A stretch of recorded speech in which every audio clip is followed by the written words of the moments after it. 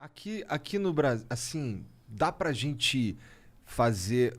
Dá pros tubarões fazerem alguma coisa nesse sentido, assim, em relação ao contato, um lobby com o governo, não sei o quê? Ou vocês também estão vivendo apesar do Estado? Eu acho que no Brasil é muito difícil você conseguir fazer alguma coisa na política, né? Porque, por exemplo, muitas vezes eu pensei, né? Quando eu tiver mais velha e eu puder, assim, não tiver mais os meus negócios, por exemplo, eu acho que eu vou trabalhar pelo meu país, né? Porque eu falei que eu gosto do Brasil. Aham. Falei, vou trabalhar pelo meu país. Mas aí você olha e fala, é muito difícil, porque tem tanta rolo, né? Tanta briga, tanta corrupção, tanta confusão, que eu acho que nem quem está muito bem disposto, muito bem intencionado, consegue fazer alguma coisa. Porque existe muita confusão ainda, né, política. Talvez com os anos isso melhore, mas... Talvez se tivesse uma união de todo mundo, dos ricaços. Ai, se tivesse união de todo mundo, né? Essa seria a melhor palavra. Né? Nós estamos numa época mais polarizada que eu já vi na minha vida. Olha que eu passei por 15 planos econômicos. Eu vi hiperinflação, vi confisco, vi cada coisa surreal. Vi mudar o nome da moeda 3 vezes, vi tirar 3 vezes, tirar 3 reais. Né? Nossa, imagina empreender nessa época, eu disse loucura. Na Não, época da inflação. eu lembro de uns. 80% de inflação, eu trocava o preço 2 vezes por dia. Nossa, devia ser muito chato, Cara, mano. eu Muito lembro, chato. eu Surreal. lembro a Casa e Vídeo lá no Rio, que eles vendiam a prazo e diziam assim, 50% de juros apenas, tá ligado? Surreal. Os bagulho assim sinistro. E se- Minha mãe, quando chegava o dinheiro lá em casa, minha mãe já mandava correndo no mercado pra comprar logo. Porque E você no tinha dia seguinte loja mudava o naquela preço. época, a fábrica? Eu já tinha a Fitoervas. E como que era essa loucura? Como que era ter uma indústria na época da inflação máxima? Maluco. Completamente maluco. Você imagina que tinha às 8 horas da manhã eu trocava o preço e às 4 horas da tarde eu trocava o preço de novo. Às 2, 3 horas da tarde eu trocava o preço de novo. E E tem aí que chegava virar uma um hora dinheiro. que você nem sabia mais se o teu preço estava certo ou errado, porque você começava a perder a referência. Então eu falava, a gente tinha o preço do McDonald's, de um Big Mac do McDonald's, e tinha o preço de uma caixa de fósforo. Então eu sempre tinha o preço desses dois produtos. Todo dia de manhã alguém me trazia o preço do McDonald's e da caixa de fósforo. Aí eu olhava o meu preço em relação a eles, para ver se eu não estava muito louca, se eu não tinha subido de mais ou de Porque menos. você sabe que o Mac e a caixa de fósforo ia conseguir fazer aquela conta boa. Sei lá, pra gente ter alguma baliza. É a É base. algum tipo de jeito de você Da se balizar. Da onde que tirava? De onde que o Mac chegava nessa conta? Eu Ele nem sei, olhava a não, caixa não de sei fósforo? nem sei se ele sabia tão melhor do que eu, mas assim, era pra mim, foi o que eu escolhi. Falei, vamos escolher duas coisas mais doidas e vamos escolher isso como referência. E aí escolhi esses preços. O Mac é uma boa referência, né? Na minha opinião, Mas né? chegou uma época que, se eu não me engano, a referência era o FIR, que é Nossa, uma... um que é índice. um índice aí, pá, não sei o quê. E, cara, isso aí a gente tá falando de 91, 92, não é? Por aí.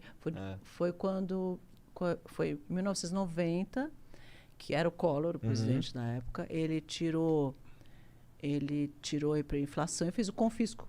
Que foi, pra mim, essa foi a coisa mais louca que eu vi. Assim, espero nunca viver um negócio mais louco que nem esse. Imagina você acordar de manhã e você ter 50 reais na conta da empresa e da pessoa física. E eles tiraram o dinheiro das pessoas na poupança também. Então, por exemplo, o governo a vida inteira fez grandes campanhas para as famílias fazerem poupança e poupar o dinheiro dos filhos. Pô, olha, faz uma poupança para o seu filho quando ele nascer. Então, as avós davam poupança de presente para os netos.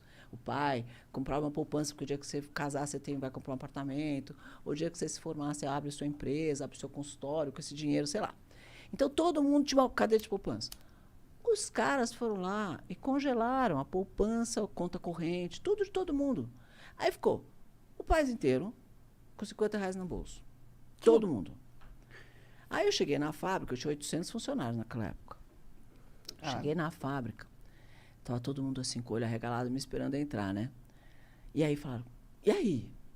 Como é que nós vamos fazer? Falei, olha, não tenho a menor ideia. Começa a pagar a luz, porque os 50 reais não paga nem a conta de luz da fábrica. Era surreal, não pagava a minha conta de luz da fábrica. Mas não pagava água, luz, telefone e tudo. Não pagava.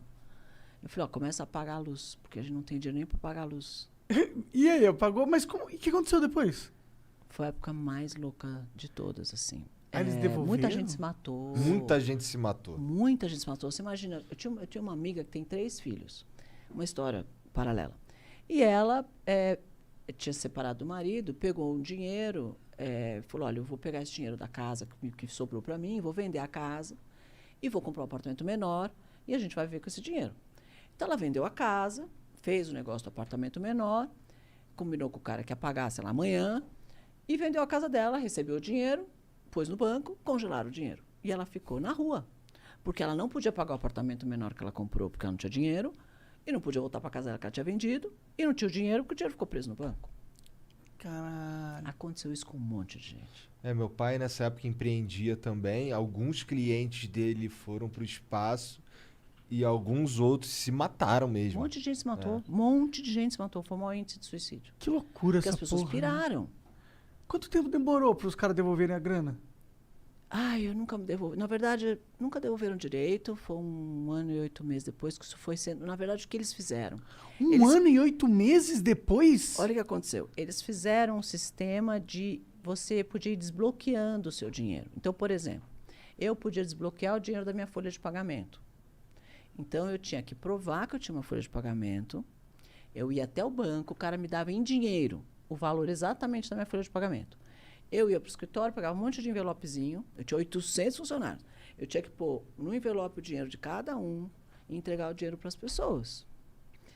E assim foi indo. Eu conseguia desbloquear. Então, por exemplo, eu podia desbloquear se eu tivesse que pagar um empréstimo, se eu tivesse que pagar um imposto, eu ia lá, provava que eu tinha esse negócio e conseguia desbloquear.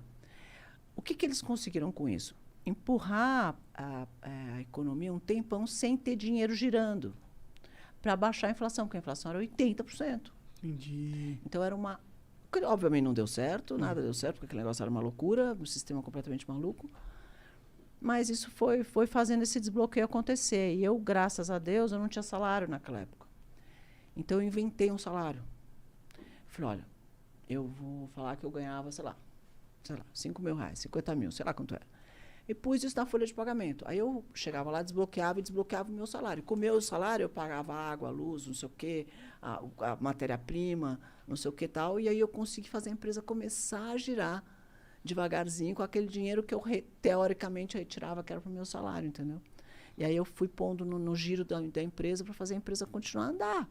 Cara, porque senão eu pagava os funcionários, mas não tinha o que fazer, porque não tinha mão de obra, não tinha matéria-prima. Mas tinha demanda para a empresa naquela época com essa situação? Tinha, porque o supermercado sempre existe, certo? É claro. Sim. Você Nem na pega- pandemia pararam. Né? Você pega o seu salário, você vai no supermercado comprar comida. Então, Sim. você tinha que comprar shampoo. Eu fabricava shampoo, você tem que comprar shampoo. Verdade. Aí, como eu na época, não entendia muito de financeiro, nunca fui muito bom, uma dentista que não sabe fazer a conta, eu aplicava todo o dinheiro que eu tinha na época da hiperinflação em estoque de matéria-prima. Olha que louco. E eu tinha muita matéria-prima em estoque. Então, eu tinha matéria-prima para fazer produto. isso era Então, eu uma dúvida que eu fabriquei tinha. produtos, e aí eu vendia no mercado, que na época as multinacionais estavam todas bloqueadas, não conseguiam fabricar nada, travou geral. E eu chegava no mercado e falava, vocês querem shampoo? Eu tenho. E o cara falava, graças a Deus apareceu um fornecedor de shampoo, porque parou um monte de gente de fabricar. Entendi. Porque deu um nó geral na economia geral, assim, pior que essa coisa da pandemia. Aí eu chegava no supermercado e oferecia o meu shampoo e os caras compravam. Então, você chegava no supermercado, parecia que eu era líder de mercado. Você só via assim, fitoervas gigantes assim na gôndola. E as pessoas experimentavam, começaram a usar. O produto realmente era bom, porque era natural e tal. Caralho, a males que vem pro bem, né? Sempre a gente tem uma boa história para contar de uma crise. Né? Pode ter certeza que muita gente tem história boa para contar da pandemia. Sim, né? mas a nossa história foi boa. Foi, Tá vendo? foi uma história boa. Todo mundo... pode fazer essa pergunta aqui no seu podcast. Se você fala, você tem uma história boa para contar da pandemia? Todo mundo vai ter uma história boa para contar. Porque a gente aprende, né, a fazer algumas coisas, aprende algumas coisas, observa umas oportunidades, aprende a fazer coisas diferentes. É meio que uma vida funciona, né? O ser humano precisa de dificuldade. Você aprende. Deus não fez isso por acaso, não. Mas, naquele momento, aconteceu isso, né? Virou uma experimentação de marca tremenda. Para mim, foi uma oportunidade de negócio.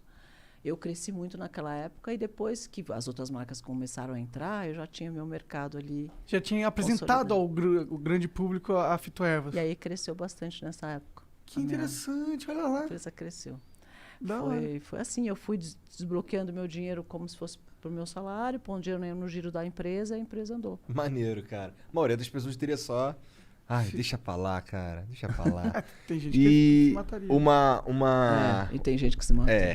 Uma coisa que eu tava esperando pra te perguntar era o que você fazia com a grana na hiperinflação. Que assim, você mudava o preço do teu shampoo porque o dinheiro valia menos durante o mesmo dia. Então o que tu fazia era pegar o dinheiro e comprar É o que eu também matéria-prima. fazia.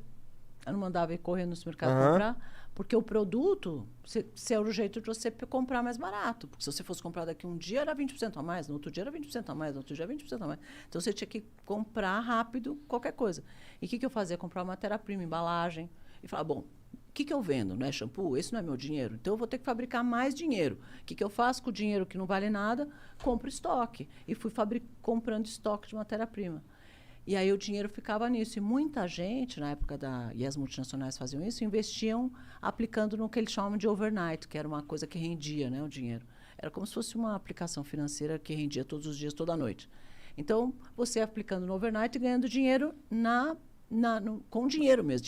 Na bolsa de valores. Vai. E eu não, eu aplicava em matéria-prima, porque aquele negócio era muito complicado, esse negócio de overnight virava, mudava, a taxa mudava, a inflação mudava, e mudava o negócio. Eu falei, meu Deus, tô perdendo dinheiro. Eu falei, quer saber?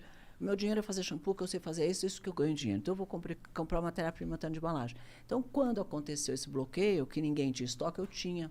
E foi assim que eu Muito acertei. foda. Estava na ponta certa, na hora certa. Às vezes Que acontece. da hora. Às vezes acontece. A gente acerta.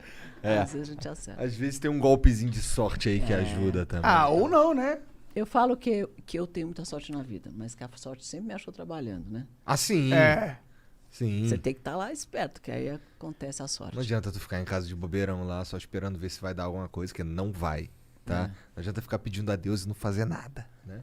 Sim. Deus Pô, ajuda, mas né? muito legal. Eu sempre quis saber de alguém que era empresária naquela época, porque é uma das épocas que todo mundo fala, nossa, na época de inflação era horrível, mas eu não vivi realmente, nem sei quantos anos eu tinha.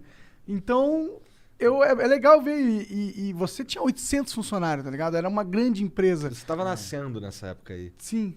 E o meu pai ele tinha, tipo, uma pequena empresa, era ele e um outro funcionário, uma empresa de TI, tá ligado? Então, uma grande empresa saber que... Mano, imagina você pagar a folha, seus funcionários. Das quantas conversas você não deve ter tido com a tua equipe, a coordenação. E aí em 94, quando veio o Plano Real lá, isso, como é que foi pro mercado, pra empresas? Daí o dólar virou 1 para 1, né?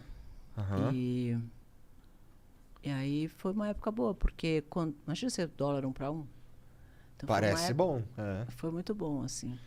Porque aí você compra insumo mais barato, a gente depende de muita coisa importada, então é legal.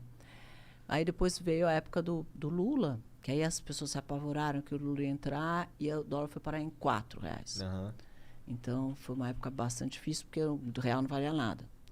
Então a gente vai vivendo esses altos e baixos do Brasil. Tamo nessa, Que de hoje alto a e gente baixo tá no... até hoje, né? Tá no baixo, né? O dólar tá o quê? 5,30? 5,30. Mais ou menos, né? Tá parecendo que tá só nos baixos ultimamente, né? Cadê os altos?